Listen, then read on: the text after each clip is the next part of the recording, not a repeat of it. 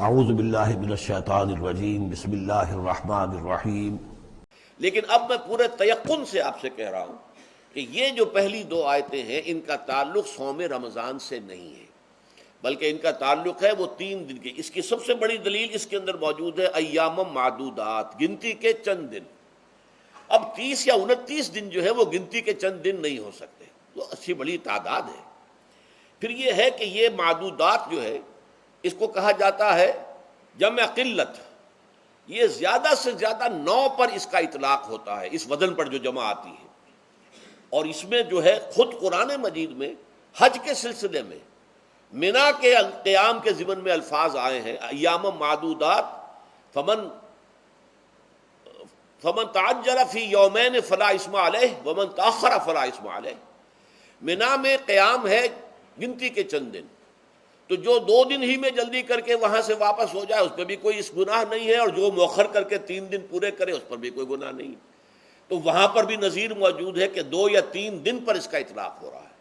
تو یہاں پر ایام معدودات سے لازماً یہ مراد ہے کہ یہ 3 دن جو ہے ہر مہینے میں 13ویں 14ویں 15ویں در حقیقت اس روزے سے متعلق یہ آیت آ رہی ہے۔ اور یہ بھی نوٹ کر لیجئے کہ رمضان کے روزے کی فرضیت کے بعد بھی حضور کا معمول اور آپ کے صحابہ کا، اور جو بھی ہمارے ہاں اتباع کرتے ہیں حضور صلی اللہ علیہ وسلم کا نوافل میں بھی ان کا یہ معمول ہے۔ ہر مہینے میں یہ 3 روزے حضور بعد بھی رکھتے تھے، اور آپ کے بہت سے صحابہ رکھتے تھے، اور آج بھی ہمارے ہاں بہت سے لوگ جو دیندار ہیں اور جن کے اندر یہ جذبہ ہے اتباع سنت کا، وہ رکھتے ہیں۔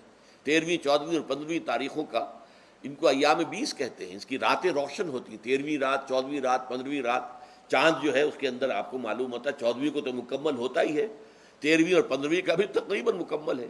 تو ایام 20 کے روزے جو ہیں بعد میں بھی برقرار رہے ہیں، لیکن نفلاً، فرض اس کے بعد جو ہے وہ رمضان کے روزے ہو گئے۔ تو ایام معدودات یہ دن ہیں گنتی کے۔ فمن کان منکم مریضا او علی سفر فعدۃ من ایام اخر، تو جو کوئی بھی تم میں سے ہو بیمار یا سفر پر تو وہ تعداد پوری کر لے دوسرے دنوں میں۔ گویا کہ اب اگلی کے ایک تو یہ رعایت ہو گئی، دوسری رعایت وعلی الذین یطیقونہ فدیۃ طعام مسکین، اور ان لوگوں کے ذمے کے جو اس کی طاقت رکھتے ہوں، یعنی مریض بھی نہیں ہے، صحت مند ہے، روزہ رکھ سکتے ہیں، سفر بھی نہیں ہے، سفر پر نہیں ہے، مقیم ہے، روزہ رکھ سکتے ہیں، پھر بھی نہ رکھیں تو ان کے لیے بھی ایک اختیار، اسی لیے میں نے لفظ استعمال کیا تھا وجوب علی التخییر، واجب تو ہے لیکن اس میں ایک اختیار دے دیا گیا ہے۔ وہ اختیار کیا ہے؟ فدیۃ طعام مسکین۔ تو پھر یہ ہے کہ ایک مسکین کو کھانا کھلا دینا، فدیہ کہتے ہیں کسی چیز کا بدل ہو جائے، جیسے کہ جنگی مجرم ہے اس کا فدیہ ہے، گویا کہ اس کو دے کر وہ پھر آزاد ہو جائے گا، فدیہ اس کو کہتے ہیں۔ ففدیۃ طعام مسکین، لیکن یہ ہے کہ فمن تطوع خیرا فهو خیر اللہ، اور جو نیکی سے خیر کرنا چاہے مزید تو وہ اس کے لیے بہتر ہے، ایک کے بجائے 2 کو کھلائے، 3 کو کھلائے، 4 کو کھلائے، 10 کو کھلائے، تو یہ تو ترغیب ہے، لیکن کم سے کم ایک مسکین کو کھانا کھلانا 2 وقت کا۔ وَأَن تَصُومُوا خَيْرٌ لَكُمْ، اب دیکھیے یہ لفظ بول رہے ہیں، اگر تم روزہ رکھو تو یہ تمہارے حق میں بہتر ہے، یعنی اگرچہ اختیار تمہیں دے دیا ہے، اختیار یہ ہے کہ روزہ رکھو، اگر نہ رکھو تو فدیہ دے دو ایک مسکین کا کھانا، لیکن اگر تم روزہ رکھو ان کنتم تعلمون، اگر حقیقت میں تم علم رکھتے ہو کہ روزے کے اندر کیا کیا برکات ہیں تو تمہیں روزہ لازماً رکھنا چاہیے۔ تشویق اور ترغیب موجود ہے، لیکن یہ کہ اس کی فرضیت یا وجوب نہیں ہے۔ یہ تھا ابتدائی حکم روزے کے ضمن میں۔ اب اس کے بعد اگلی آیت جو ہے اس کے بھی پہلے حصے کو مت پڑھیے، شہر رمضان الذی انزل فیہ القرآن، اس کے بارے میں تو بعد میں گفتگو ہوگی، بینات من الہدی والفرقان، لیکن اگلا جملہ فمن شہد منکم الشہر فلیصم، اب یہ رمضان کے روزے کی فرضیت کا حکم آیا ہے۔ رمضان کا مہینہ وہ ہے جس میں قرآن نازل کیا گیا، اس کے بارے میں جیسا کہ میں نے عرض کیا پھر بعد میں عرض کروں گا، لیکن جو شخص بھی تم میں سے موجود ہو اس مہینے میں، اپنے گھر میں موجود ہے، اپنے شہر میں موجود ہے، سفر پر نہیں ہے، یا یہ ہے کہ جو شخص بھی اس مہینے کو پائے، اس کی زندگی میں یہ مہینہ آ جائے، یہ برکتوں کا ایک موقع اسے مزید حاصل ہو جائے، فلیصم، یہ امر کا صیغہ ہے، یہ وجوب ہے مطلقاً۔ اب اس میں جو 2 رعایتیں پہلے دی گئی تھی ان میں سے ایک کو برقرار رکھا، ومن کان مریضا او علی سفر فعدۃ من ایام اخر، یہی وہ الفاظ ہیں جن کی بنا پر میرا گمان اس وقت بھی یہ تھا کہ یہ دو بیک وقت نازل نہیں ہو سکتی آیات. یہ جو تکرار ہے بے معنی تکرار ہو جائے گی پھر اگر ایک ہی وقت میں نازل ہو رہی ہو. اور قرآن مجید کی فصاحت اور بلاغت سے یہ چیز بعید ہے کہ وہاں پر اس طرح کی تکرار بلا سبب ہو رہی ہو.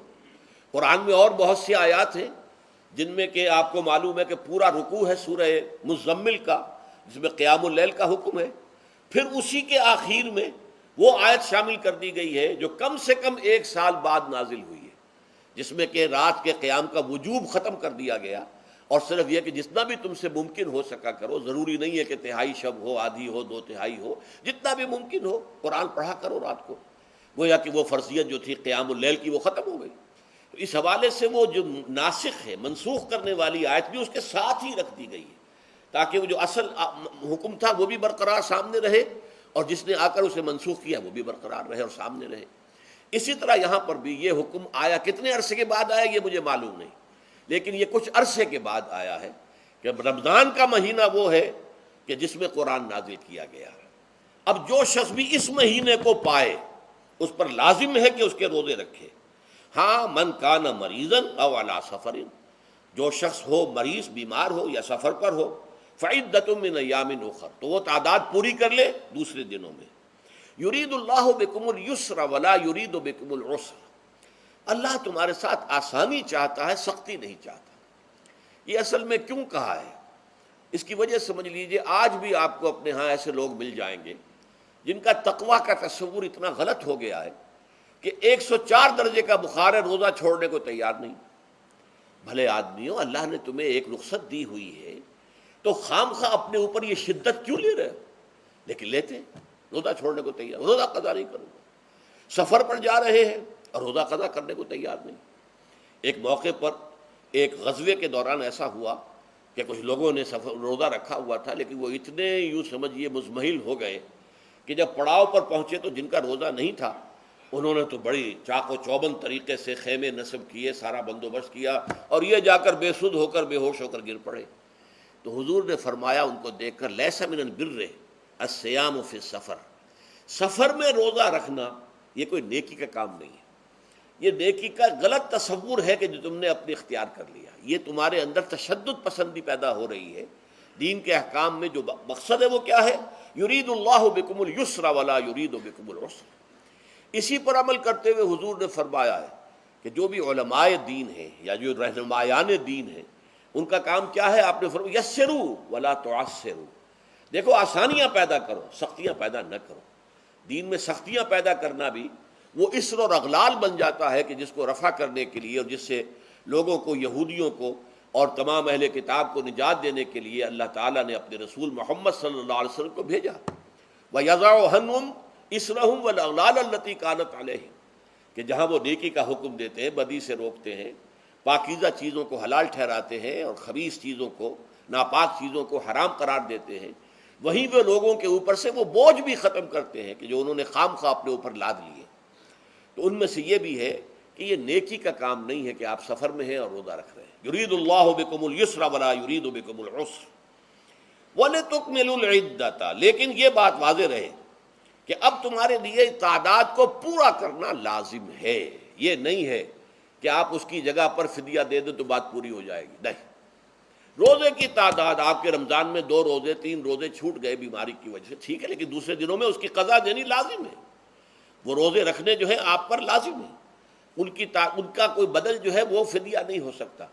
البتہ یہ نوٹ کر لیجئے یہ حکمت نبوی ہے کہ یہاں اگرچہ وہ فدیے کا حکم جو ہے گویا کہ بظاہر قرآن مجید کے الفاظ سے محسوس ہوتا ہے کہ مطلقاً منسوخ ہو گیا، لیکن حضور نے اس کو خاص حالتوں میں باقی رکھا ہے. کوئی شخص اتنا بوڑھا ہو چکا ہے یا خاتون اتنی بوڑھی ہو چکی ہے کہ دن بھر کا فاقہ جو ہے اس میں اندیشہ ہے کہ کہیں ہلاک نہ ہو جائے. کوئی مریض ہے، مرد ہے یا عورت ہے، وہ ڈائبٹیز کی مریضہ ہے، اس کو وہ شوگر کا مرض ہے اور وہ اس کو برداشت نہیں کر سکتی، شوگر لیول بہت نیچے ہو جائے تو موت واقع ہو سکتی.